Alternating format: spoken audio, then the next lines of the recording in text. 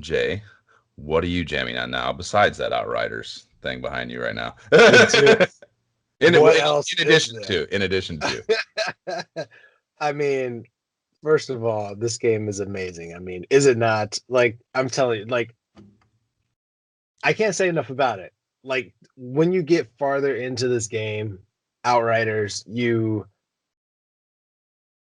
the class abilities are just the way it's done is just so well. You're able to get multiple modifications to your gear, which modify those skills. So you can decide like if you want to add more damage to them or extend their duration or trigger them multiple times. And you can kind of stack these modifications. And so you're able to kind of like really plan your strategy each time you go into a battle. And it's so easy to do it. Like some games, crafting is like this heavy, like cumbersome process, and it's just so well done, and it's a fun game. Like despite everything, it's a blast. So I could talk about the game freaking all day long. Um, Other than that, playing Super Mario World 3D, like we're on World 7 now, so that's a game like I've talked about it before. It's just like an updated version of Super Mario 3 slash Super Mario World. Like it's just really fun, and it's multiplayer in 3D, so it's a blast. And then from time to time, just playing a little ESO, you know, of course, of course. picking it up. I haven't been able to put it down. I put it I feel down. like I feel like I've seen a surge of support for it or something like that. Are they like? I don't know. I'm not tuned in enough, but I feel like I see it a bunch right now. And I feel like I hear people talking about it on the podcast circuit and shit. And that's weird because it's such an older thing. I feel like why would people Yeah. be talking about it right Well, now? it did. I think maybe it's because it did recently become the like most played MMO in North America or something, like Mm. surpassing World of Warcraft or whatever the previous high was. So maybe that's it. And it also had like a big revamp to its champion system. So whenever you're a veteran player, All you're right. doing all the in-game That's content. what you mentioned. Yeah, There was a change in, yeah. and I was like, I think this all kind of has some correlation. you And know, and it was significant. So they changed a bunch of stuff and made it a lot better in my opinion. And so it just made it more interesting in addition to, some more content as you would normally get not that they were standard release. So yeah, it's what? fun. I mean, it's fun enough, especially if there's people who are coming back to it. And I think that's also the thing, like because of that, people that I used to play with back in our Elder Scrolls guild days also started playing again. Mhm. And so, it's kind of like, hey, how you doing? You're kind of like hanging out with your old friends Catching up. again, picking up the old Catching up stuff. in the dungeons, yeah, for sure. Yeah, So yeah, that's cool. that's pretty much it, man.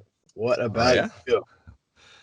I did. So I was playing that Pillars of Eternity, and I kind of weaned off that a little bit. It's just I don't know, like it's just a lot, and it's hard to fucking. Maybe I'll go back to it, but in trying to find something that's kind of like that, like my main quest of sorts. On the Xbox, I started replaying Fallout New Vegas, and I'm doing it on survival mode for the first time. Oh, okay. So, that means you got to eat, deal with water and shit. And it's just like a higher level of management, with the character. And that has made it interesting. And it's been so long. Like, I haven't played it in years, so I don't recall everything. And that's, obviously a nice touch. So I'm not going to say, like, there's very few things that, like, if I really get into that are just like, never seen that before. But, it's not like the second I walk up to someone, I don't know what to do. And that is, as much as you can ask for a replay of a game that you 100%ed at some point. You know what I mean? So, been playing a lot of that. I had that download surge when I got Fallout New Vegas, actually, where I got Wolfenstein on Game Pass, Okay. and I tried it, man. How It's is like that? it's it's like every other dickhead modern FPS, and it's just no fun Uh, at all. Despite like there, that's despite an obvious amount of just insane development and effort and money put into it. You can just see that they spent so much money to make this thing happen, but it was so boring. you know, uh, like the opening that's the sequence. worst. Yeah, the opening sequence was cool, and like I don't know. I think there's been a couple Wolfenstein installments since the original, which is the last one that I really played with any amount of real focus. And there's just a lot of the enemies were, I don't know, they're just like the opening was this big ass robot dogs or something. They were like, I don't know, it was like it was, it became a little surreal. Like it had this, the opening sequence was like you're in a plane and you're like doing this dog fighting stuff and you get shot down and then you're trying to save the people that you got shot down with and shit.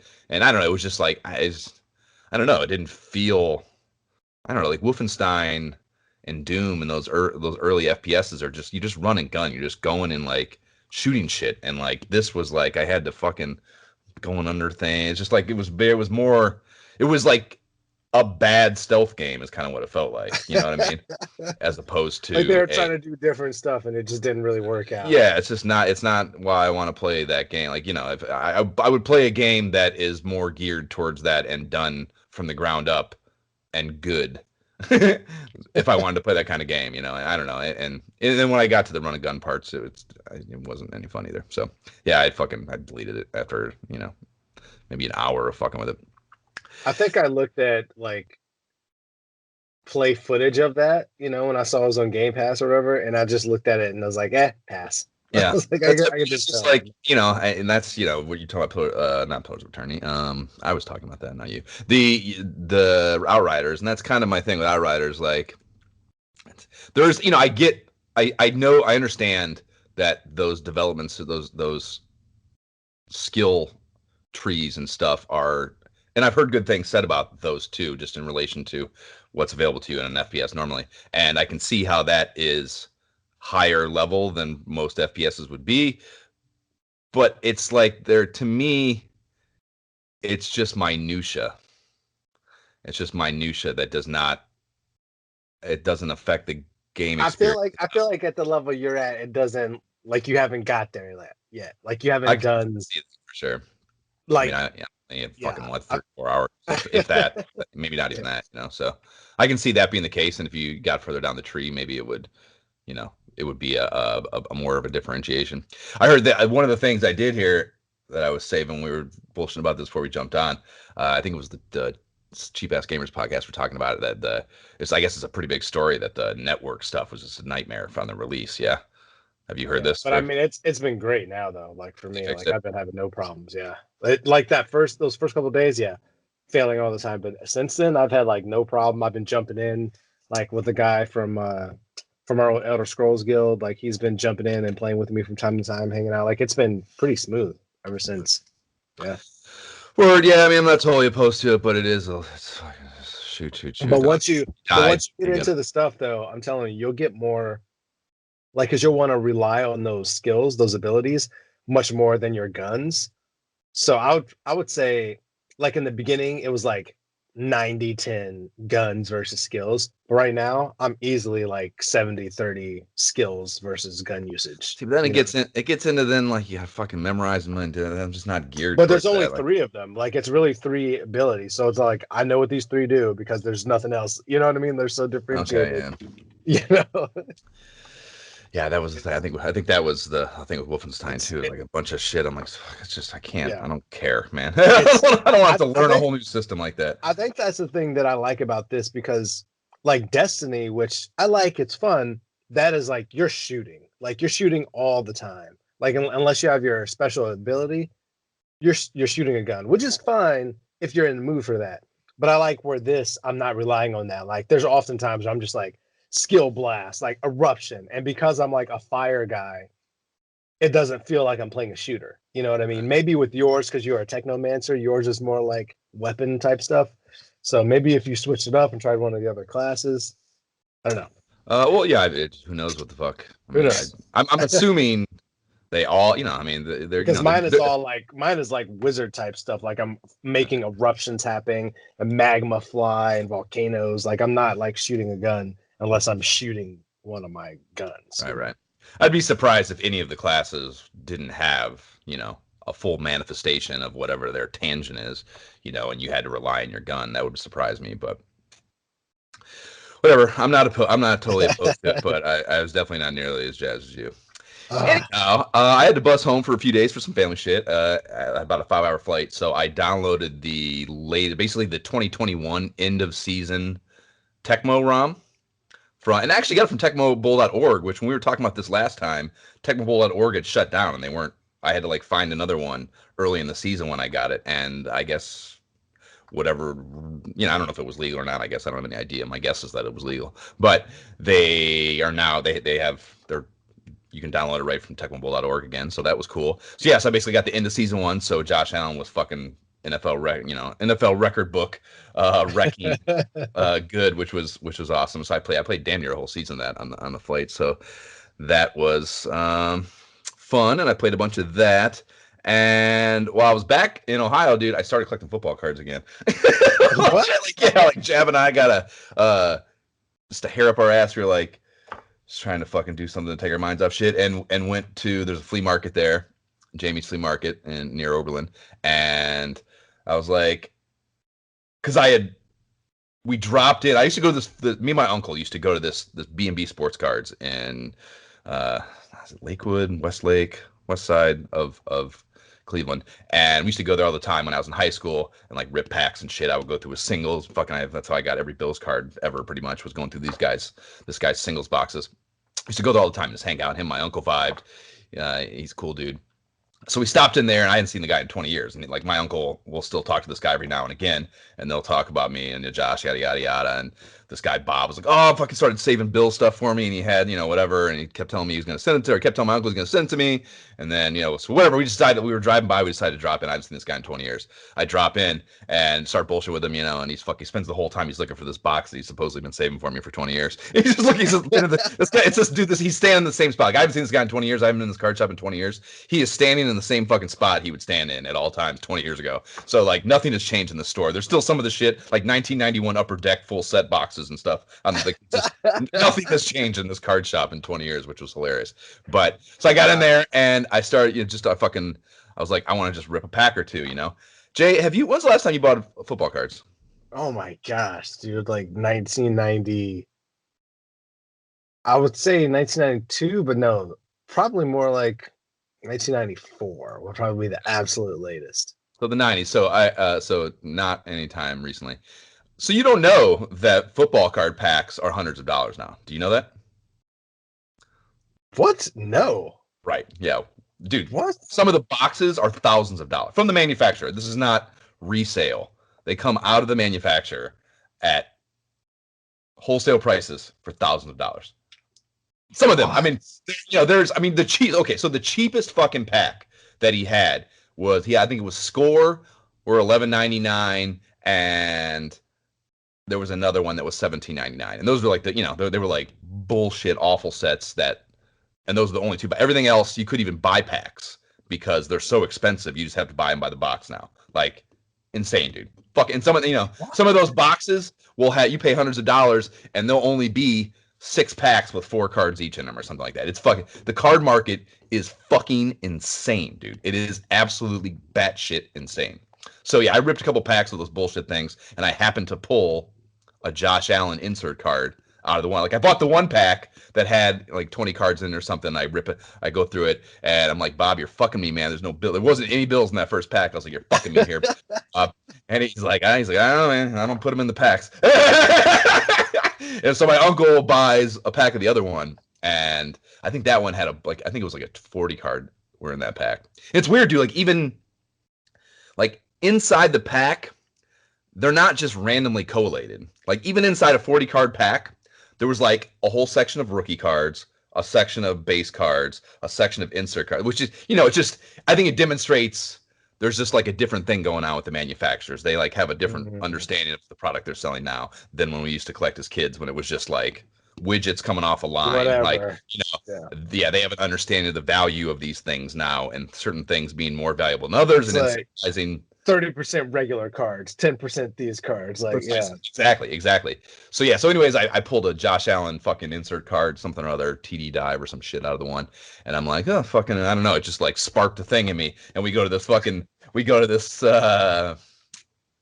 flea market. And I was like, so I set boundaries for myself. I'm like, I'm only going to collect rookie cards. I'm only going to get his rookies, because there's a million fucking sets now, dude. There's a million sets, I actually bought the other day, I ordered off of eBay one of the Beckett's, the December Beckett has Josh Allen on it, right? So from this past December. So I ordered that one just so I have a list of all the 2018 Josh Allen's, because it's like trying to find it on the internet. I can't make heads or tails. Every card has like 40 variations. There's a million inserts in every. There's just so fucking much that I literally had to buy a list basically off eBay just to have an idea of what I'm collecting. But yeah, so basically only 2018 fucking Josh Allen. So like I've spent. So I sold that New Mutants I got for $400 on eBay. So I'm basically financing at least the beginning, because I will definitely end up spending more than $400 probably on Josh Allen cards, because he's pretty fucking hot right now, and they're expensive in general. So yeah, I probably dropped, I don't know, maybe $100 at the flea market on those handful of them, and those are all like lesser ones. And I've gotten home and I've started fucking spending 50, 60, $70 on some of them on eBay. And dude, I mean, there are cards on there that are like $1,500, like thousands of dollars. Well, I mean, there was one that sold recently. It was in the news that was like $600,000. A Josh Allen. The graded ones obviously cost more when you get them PSA graded, but still, I mean, a $600,000 Josh Allen card. What? What do you mean? What? Yeah. What in the fuck? Right. And Josh Allen is hot, but he's not the hottest fucking player. I'm sure there are players that fucking are selling for way more than that. In fact, I know there are. I know there's like Pat Mahomes and shit, Tom Brady's that are selling for millions and millions and millions of dollars, like graded ones, PSA 10s, So yeah, wow. That's what I'm saying is like I have like 47 auctions I'm watching on eBay all the time, getting notifications and like. Have you ever bought anything on eBay? I want to have this diatribe too. Have you ever bought anything on eBay? Dude, a long time ago. I haven't used eBay like in years. I feel like it was something I used back in like our 20s, and then like I was like, it's out of style, and I just never used it again. But clearly, it's definitely not clearly still. Yeah, there's a mark on there. Oh yeah. I don't know. To me, I was going to ask you, like, do you bid on things before? I mean, there's no.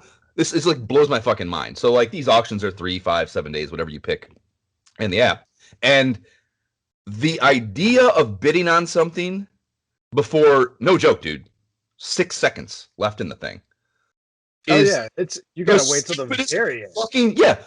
And every one of these cards has 20 bids on it with days left. And I'm like, who is the fucking moron? Unless it's literally just trolls that don't want to win it, which is also insane. You know what I mean? Trying to mess up the bidding, like right, like what other reason? I just like I sit there and like a minute or two left, I'll fucking pull up the thing and I'll put in the amount that I'm willing to pay and just sit there and wait. Because at the top of the bid thing, they have a little line that says time left, current bid, and how many bidders there are at the top there, and you can just watch real time, so you can watch it count down to the seconds, and just hit confirm bid with seconds left, and like yes, if your amount isn't enough to whoever else has put in a higher thing, then you're not going to win it doing that. But you shouldn't. I mean, bidding on a motion like that is insane. None of these things are one of a kind. So like you should just have your amount that you're willing to pay and then put that in. But if you put it in days before, you're just driving the price up. And like I just can't. Like I literally I watch it happen. Especially the ones like just a couple minutes from, like from the end of the thing. I'm just like, who is the fucking moron? Like, who is the fucking moron doing that? Like, it's just fucking, it's the most incredible. Like, I cannot come up with a rationale, again, other than just being a troll, which is insane. There can't be that many trolls on eBay. There's just no way. Like, I just cannot come to grips with what kind of fucking complete dipshit is like, believes that it's even somehow productive to be bidding on things before the end. Like I just don't get. I can't understand it. I wish that I feel like there needs to be a fucking PSA. Like there needs to be like I don't know, like a fucking something needs to happen. Like the PSAs of people. I don't know if you've seen it. Like I'm hearing a lot of radio ads and seeing ads on YouTube and shit for telling people to not. I heard it the whole time I was in Ohio on the radio a bunch for people not to stop on railroad tracks. This is a thing now. People are dying on railroad tracks. And it's like, what do you mean people are dying on railroad tracks? Like, what do you mean people are stopping on railroad tracks? Like, who is stopping on railroad tracks where you need to make a PSA that I'm hearing on the radio? Who is the fucking idiot? And why are you sad we're losing them from the team pool? Like, let them go, man. Like, fucking Darwinism all the way on that. Like, you got to be kidding me, man. If you're stopping on the railroad tracks, like, you're Like, how many of you you're are? dragging something else down too. That's not the only place you're failing. You know what I mean? You know what I mean? Like, give me a fucking break. We do not need to spend money. Like, there are wherever whatever money was spent on that PSA, I am just universally certain that there is a better application of those dollars in the world that we live in than saving whoever is going to stop on those railroad tracks. Like, it's just, you know what I mean? Like, fucking Oh my gosh. category to me. Whatever. Lastly, the retro action, because again of its constant appearance in the mullet counselor sections and multiple nominations on the '89 Nintendo Power Awards, I finally just said fuck it and started playing the Guardian Legend. And we're never gonna do a game episode. It's way too much for that. And there's not enough literature. And I don't think it's right for a side quest. So it's kind of just like Metroid. I mean, it was before you jumped on the pod, but I did Metroid with this too. I was like, it's too much for a game app. We're never going to play it. We weren't even doing side quests then. So I was like, I'm just going to fucking play Metroid on my own. And just because I've never beat it and I feel like I should if I'm going to fucking this part of this little quest I'm on here with the podcast. So yeah, I started playing that and I'm doing it via stream on Facebook, an hour and here and there at a time. So by all means, listeners, drop in and tell me what I'm doing wrong because I'm definitely doing plenty. The first day I was playing, like I was, Yuri in particular, dude. That dude Yuri that motherfucker knows everything about every video game, dude. Everything.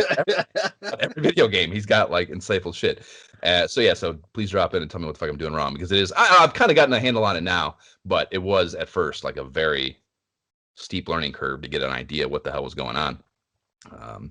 So I'm doing that mostly in the morning, just for like an hour on days I have Pacific time, U.S. Pacific time mornings, and. So yeah, I ended up hitting a wall, and I mean, at first it was probably like 30 minutes or so I was playing it, and so I did a manual skim, so I did that groundwork, so I wasn't going into it completely blind, but I did the manual skim, and even after that, dude, there's like some things I didn't get, but I was able to like get, sometimes you try to just jump into these games, especially one with a lot to it. Mm-hmm. It can be very easy to be like, no, I can't. It's too old. I can't dedicate the emotion to get into this, you know what I mean? Yeah. That's often the hurdle with a game like this. I'm sure you're experiencing with Ultima, but yeah, so like exactly. So like that didn't happen to me here. Like I was immediately invested, and I thought that's a good sign, because like it opens up on that flying shmup thing. Like you don't even start on that overworld map. You start on a flying shmup thing, which should be for me like huge turn off. But the shmup shit is really well done, and the idea that again too when you get these games that try to diversify the gameplay styles, you usually get like two shitty things as opposed to you know what I mean. And in this case, like the flying shmup thing is it may be the best flying shmup on the NES. In all honesty, time out. What, dude? Yeah, it's as good as Life Force. Dude, I played this, like, I don't know, it definitely came up months ago on something, because I played it and thought, okay, it's flying. There's no way Josh is even going to, like, consider this one. And because I opened back up and I had saved, like, because I had died flying, and I was like, yeah, we're never going to play this. I'm moving on. So you didn't even get out of the... No, I just died. Yeah, I was like, whatever. Yeah, I think it's not like it's the first one's a breeze too. I'm pretty sure I died on that very first one and had to restart. So yeah, it does not, it doesn't hold your hand, and it's difficult, and I've died a bunch. And yeah, so I mean, I had that first play session. I was like, okay, I'm into it, and I got into the second play session, and I hit a wall, and I was fighting a boss at this fucking crawdad thing in one of the boss battle, and I was cursing for like 30 minutes straight. I couldn't do it, fucking pissed off, so I was like, fuck this, I need to do more research. So like, I had enough emotional investment to bust out the Nintendo Powers and go through them one by one, trying to find some information helpful, okay. And issue 9 has a 4-page preview that has like the first 3 or 4 worlds in it, and taught me so many. There's like just one simple example. Some of the screens you'll walk onto on the overworld when you're the person, not the ship, and you'll walk onto the screen, and an alarm plays like, meh, meh, meh, and then after a few seconds, blocks start appearing to wall off the exits. So every time that's happened to me before I read the Nintendo Powers, I was like, fuck, and just ran off the screen and ran past the wall that was forming. And you don't want to do that. Like I read in the fucking Nintendo Power, that basically creates a little mini boss arena, and you beat the mini bosses and you get power-ups and pickups and stuff. better.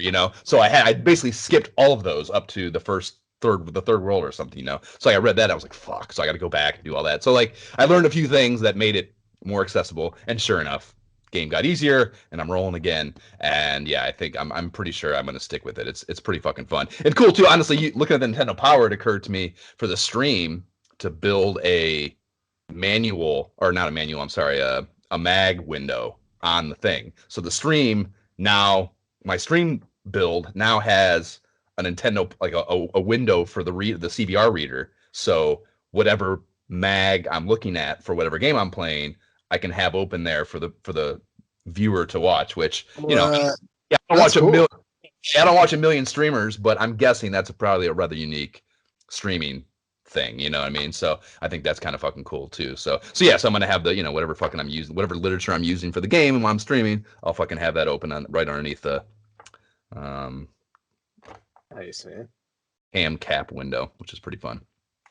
So yeah, so that's what the fuck I'm probably doing a lot of. And lastly, I put together some cool t-shirt designs with the ISH podcast title and artwork, and we'll be making them available via the Facebook page and subreddit. So all proceeds after podcast expenses, advertising, hosting, shit like that will be donated to the Able Gamers Foundation. So if you think art is cool, which I think it is actually very cool, thanks to our boy Video Nasties 87 on Instagram. You should check his shit out if you're not familiar with it. He does a lot of cool retro artwork inspired shit, like movie boxes and stuff like that. Anyways, you can grab those if you think that shit's cool, and it'll help out some a cool foundation. So let's get into Nintendo Power number 11.